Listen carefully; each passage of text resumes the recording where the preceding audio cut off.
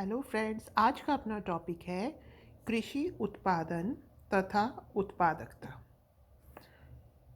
इसमें हम ये देखते हैं कि हमारा जो भारत है वो कृषि प्रधान देश है। इसमें हम दो तरीके की फसल उगाते हैं, खाद्यान्न और अखाद्यान्न। जो खाद्यान्न फसलें हैं वो तो मेनली हमें मालूम है कि चावल और गेहूँ है। इसमें चावल की मात्रा ज़्यादा है। खाद्यान्न फसल 62.9% है, मतलब इसको आप लगभग 63 ही मान लीजिए। और 37% है अखाद्यान्न फसल, 37.1 राउंड फिगर में इसे 63 और ये 37। अखाद्यान्न में ज़्यादा क्या उगाया जाता है? खाद्य तेल के लिए, दूसरा गन्ना। अब हम 1950 51 से आपको कंपेयर करेंगे। एक्चुअली हम पंचवर्षीय योजनाएं लेकर चल रहे हैं, तो हम स्टार्टिंग से 1950-51 से जब ये योजना निर्माण काल शुरू हुआ, ठीक है, तब से हम लेते हैं। और लास्ट अपना था 2011-12, तो उन दोनों से कंपेयर करते हुए इसके डाटा को देखते हैं कि कब कितना उत्पादन रहा। तो 1950-51 में कुल उत्पादन जो था खाद्यान्न फसलों का वो था 508 लाख टन। कितना था? 508 लाख टन। 2011-12 में कुल उत्पादन कितना हो गया? 25-26 लाख टन। कितना हो गया? 25-26 लाख टन। तो खाद्यान्न कितनी थी? 63। अखाद्यान्न कितनी है? 37। 63-37, 63-37। 1950-51 में कितना था? 508। 11-12 में कितना हो गया? 25-26। अब तीसरी पंचवर्षीय योजना के बाद जो हरित क्रांति थी उसका काल आया। इसका मतलब अगर गेहूं का प्रोडक्शन पहले कम था तो हरित क्रांति के बाद में क्या होगा? झटके से बहुत ज़्यादा हो जाएगा। तो देखिए, जो दूसरी पंचवर्षीय योजना थी इसमें चावल का प्रोडक्शन ज़्यादा है। गेहूं का कितना है? 97 लाख टन में है ये, ठीक है, 97 लाख टन वही प्रति हेक्टेयर। चावल का कितना है? 303। और 11वीं में ये देखिए 97 का कितना हो गया? 902। 97 का हो गया 902।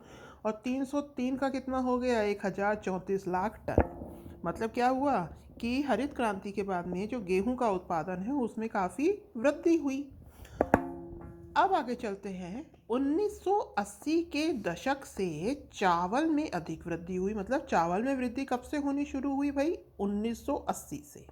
1980 से किस में वृद्धि शुरू हुई? चावल में। दोबारा देखिए, दूसरी में जो गेहूं का उत्पादन था 97 लाख टन था, 11वीं में 902 हो गया। क्यों? क्योंकि हरित क्रांति के बाद इसके उत्पादन में वृद्धि हुई। चावल का उत्पादन कब से बढ़ा? 1980 के बाद बढ़ा। ज्वार और बाजरा का उत्पादन अधिकतर योजना अवधि में स्थिर सा रहा। मतलब जितना उत्पादन हो रहा था लगभग उतना सा होता रहा। मक्का के उत्पादन की बात करें तो वो भी स्थिर सा ही रहा। ज्वार, बाजरा और मक्का का उत्पादन स्थिर सा रहा। अब दालों का प्रोडक्शन तो ठीक ठाक हुआ, लेकिन इसकी मांग क्या थी? अधिक थी। तो इस वजह से हमें क्या करना पड़ता था? इनका आयात करना पड़ता था।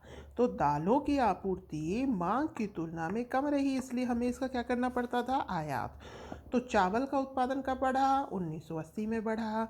ज्वार, बाजरा और मक्का का उत्पादन क्या रहा? स्थिर रहा। दालों की आपूर्ति मांग की तुलना में कम रही, इसलिए आयात करना पड़ा। अब 2002 बीटी कॉटन। तो 2002 के बाद में जो बीटी कॉटन है इसके उत्पादन में क्या हुई? तीव्र वृद्धि हुई। बीटी कॉटन के उत्पादन में क्या हुई? तीव्र वृद्धि हुई। मतलब कपास उत्पादन में वृद्धि हुई क्योंकि बीटी कॉटन का उपयोग किया जाने लगा। ठीक है, ये बात ध्यान रखिएगा कि 2002 के बाद कपास उत्पादन में तीव्र वृद्धि हुई। गन्ना उत्पादन की यदि हम बात करें तो गन्ना उत्पादन 1950 के बाद सतत रूप से बढ़ा, परंतु 2002-03 में गिरावट आई। कई जो फसलें हैं, कई जो खाद्यान्न हैं उनमें 2002-03 में गिरावट आई थी। पुनः वृद्धि शुरू हो गई 2011-12 में। तो फिर ये कितना हो गया? 35-12 लाख टन, 3512 लाख टन। अब बात करते हैं उत्पादकता की। ये तो था उत्पादन, ठीक है। अब बात करते हैं उत्पादकता, मतलब कितना उत्पादन हो रहा है, जो ज़मीन है उसका, मतलब कितना उत्पादन कर सकती है।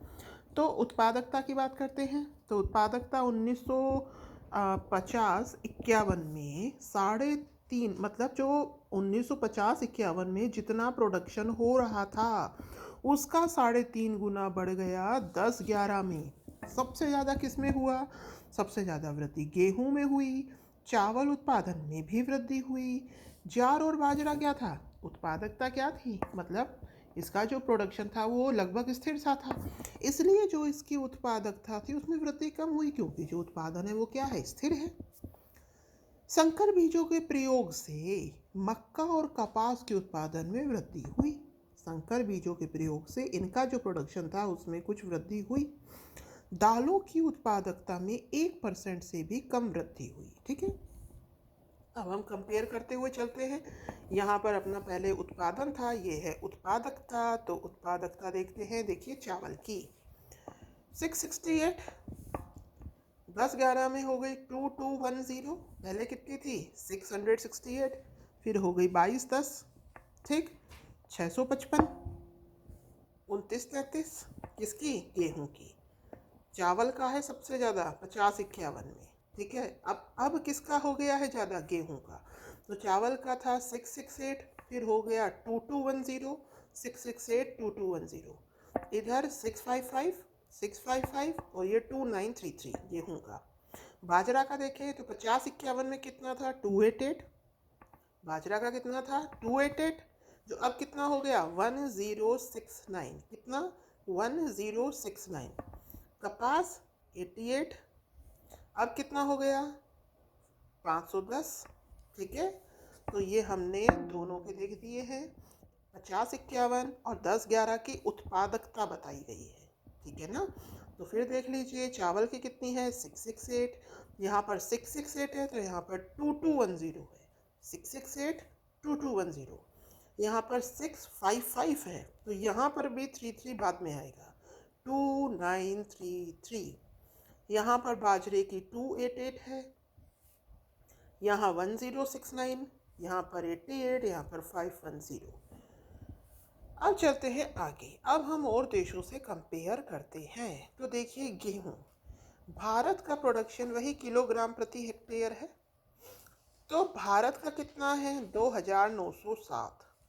यह है इंग्लैंड का 37% है, क्योंकि इंग्लैंड का उत्पादन कितना है किलोग्राम प्रति हेक्टेयर?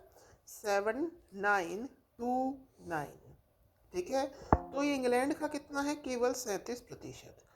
अब ये चीन का 61% है। इसका मतलब क्या है कि चीन का जो उत्पादन है, उत्पादकता है, वो इंग्लैंड से कम है, यानी 4739। ये किसकी बात करी? गेहूं की। इंग्लैंड का कितना है? 37। चाइना का कितना है? 61। अब चावल की बात करते हैं। 3195, 3195। ये अमेरिका का है 40, इंग्लैंड का नहीं, अमेरिका का। क्योंकि अमेरिका का कितना है प्रोडक्शन?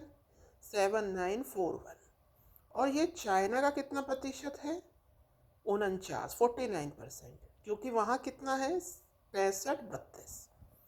ठीक है, तो चावल का किसका है 40%? अमेरिका का, क्योंकि सबसे ज़्यादा प्रोडक्शन चावल का कौन कर रहा है? अमेरिका। गेहूं का कौन कर रहा है? इंग्लैंड। चावल का कौन कर रहा है? अमेरिका। गेहूं का कौन कर रहा है? इंग्लैंड। दूसरे नंबर पे सब पर चाइना आएगा। गेहूं का प्रोडक्शन सबसे ज़्यादा इंग्लैंड, चावल का अमेरिका, मक्का का फ्रांस। इंग्लैंड गेहूं का, चावल का अमेरिका, मक्का का फ्रांस। फिर बाद में दूसरे नंबर पर कौन आ रहा है? सब जगह चाइना। गेहूं का 61%, चावल का 49% और आपका मक्का का 38%। ठीक है, अब देखिए धान तथा गेहूं के अधीन भारत में सर्वाधिक क्षेत्र है तथा वह इसका दूसरा सबसे बड़ा उत्पादक देश है, परंतु उत्पादकता में चावल केवल कितना है? 52% और गेहूं कितना है? 38%। समझे? मतलब कि हम क्या कर रहे हैं, हमारा क्षेत्र तो ज़्यादा है, हम उगा तो ज़्यादा रहे हैं धान और गेहूं, सर्वाधिक क्षेत्र है, लेकिन जो उत्पादकता है, जो प्रोडक्टिविटी है, उससे हमें कितना गेहूं मिल रहा है, ठीक है ना, वो कम है। मतलब क्वालिटी नहीं है उतनी, क्वांटिटी नहीं है, सॉरी, ठीक है। तो लेकिन उत्पादकता में चावल हमारा कितना है, सॉरी, 52वें नंबर पर है, प्रतिशत नहीं है। जो वर्ल्ड में जो देश है हमारा 52वें नंबर पर है और गेहूं में 38वें नंबर पर है, ठीक है। चावल में 52वें नंबर पर है और गेहूं में 38वें नंबर पर है। ऐसे ही दालों में सर्वाधिक क्षेत्र है, सबसे बड़ा उत्पादक है, लेकिन उत्पादकता में 133वें स्थान पर आता है। किस पे आता है उत्पादकता में? 133वें स्थान पर। अब देखते हैं आगे कि संभाव्य और वास्तविक उत्पादकता। देखिए, चावल की अगर हम संभाव्य देखें तो 4000 और ये 5810 है, लेकिन वास्तव में कितना होता है? 2240। कितना होता है? 2240। गेहूं की देखें तो ये कितनी है? 6000 या 6800, और वास्तविकता में कितनी है? 2938। कपास की देखें तो कितनी होती है पर हेक्टेयर? 700 से 850, और वास्तविकता में कितनी होती है भाई? 510। तो देखिए, वास्तविकता तो बहुत कम है संभाव्य से। गन्ने की अगर हम देखें तो 96000 यानी 96,000 या 1,12,000, जबकि हो कितनी रही है? 69,000, ठीक है। तो ये तो संभाव्य है, इतनी होनी चाहिए, और ये वास्तविकता है कि होती इतनी है। अब हम देखते हैं कि उत्पादकता कम होने के कारण क्या है भाई। देखिए, सामाजिक वातावरण, अंधविश्वास है, भाग्यवादी है, ठीक है। मतलब ये मानते हैं कि किसान अंधविश्वासी हैं, बारिश नहीं हुई तो कह देते हैं कि ईश्वर की यही इच्छा थी, लेकिन वास्तविकता में ऐसा है नहीं। जनसंख्या का दबाव, जनसंख्या के कारण जो खेत थे वो छोटे होते गए, है ना। तो जोतों का उपविभाजन हो गया, तो उपविभाजन होने से जो उत्पादकता थी वो कहाँ पर उतनी बढ़ पाएगी? अधः पतन, आधी भूमि अवनति का शिकार हो गई, मतलब भूमि में क्वालिटी ही नहीं बची, ठीक है। तो सामान्य कारण तो है सामाजिक वातावरण, जनसंख्या का दबाव और अधः पतन। तकनीकी कारण है, जो हमारी कृषि है वो पुरानी तकनीक पे ही बेस्ड है। सिंचाई का पर्याप्त व्यवस्था नहीं है, 45% सिंचाई व्यवस्था है और 55% अभी भी हम वर्षा पे ही निर्भर रहते हैं। तो सामान्य कारण में तो सामाजिक वातावरण आ गया, जनसंख्या दबाव आ गया, अधःपतन आ गया। जबकि तकनीकी कारण में पुरानी कृषि तकनीक आ गई, सिंचाई की अपर्याप्त व्यवस्था आ गई। आगे है संस्थागत कारण। संस्थागत कारण में भू स्वामित्व प्रणाली, मतलब जो संस्था के अंडर में है, ठीक है ना, मतलब जो सिस्टम के अधीन है, मान लीजिए। तो भू स्वामित्व प्रणाली, निवेश बढ़ाने हेतु महाजनी वर्ग, जमींदार वर्ग का अस्तित्व समाप्त करना होगा, क्योंकि हम मतलब किसानों को जब पैसों की ज़रूरत होती है तब वो क्या करते हैं? इनसे उधार लेते हैं, इनके अंडर में फिर ज़मीन चली जाती है। तो भू स्वामित्व प्रणाली जो है संस्थागत कारण है, इसके चक्कर में भी ज़्यादा उत्पादकता नहीं बढ़ पाती। साख एवं विपणन सुविधाओं का अभाव, अगर किसान को ऋण चाहिए तो आसानी से नहीं मिल पाता, तो उचित ब्याज पर साख नहीं मिल पाता, एक ये कारण है संस्थागत। दूसरा है अनार्थिक जोते, मतलब आज के टाइम में जो जोते हैं 83% जो जोते हैं वो 2 हेक्टेयर से भी कम हो गई। क्यों? वही जनसंख्या दबाव, जो खेत है वो क्या होते जा रहे हैं? छोटे होते जा रहे हैं। तो इससे क्या होगा? उत्पादकता पर फर्क पड़ेगा ही पड़ेगा।